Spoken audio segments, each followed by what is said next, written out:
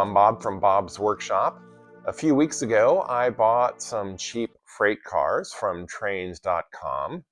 Among the box cars that I bought was also a Caboose. In this episode, I'm going to take that Caboose and repaint it and get it ready for some new custom decals. So, here it is. This is the first project from the batch of freight cars that I recently purchased at trains.com. It's also the first Caboose of this style that I've ever repainted, and I have to say that I am really excited about these large, flat rectangular sides. There are no rivets to contend with, and just a few molded-in handrails. It's like Lionel made this Caboose with cool graphics in mind. These graphics are not really what I'd describe as cool, though. The club or convention editions of most Lionel cars don't really seem to be too collectible, which is good for me because it keeps prices pretty low. So I don't have to feel bad about repainting this Caboose.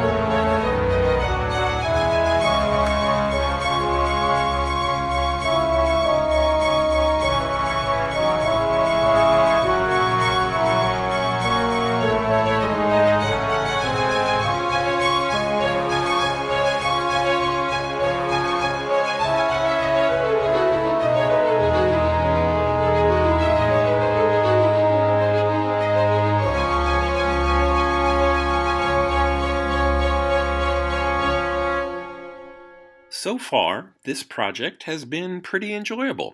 Everything is going smoothly. But like some writers who stare at a blank sheet of paper, or an artist looking at a fresh white canvas, I'm not really sure where to begin with this caboose when it comes to new graphics. Recently, I've rediscovered my interest in the Disney cars that Lionel has been selling since the Mickey Express of 1977. So maybe I'm thinking about something related to animation.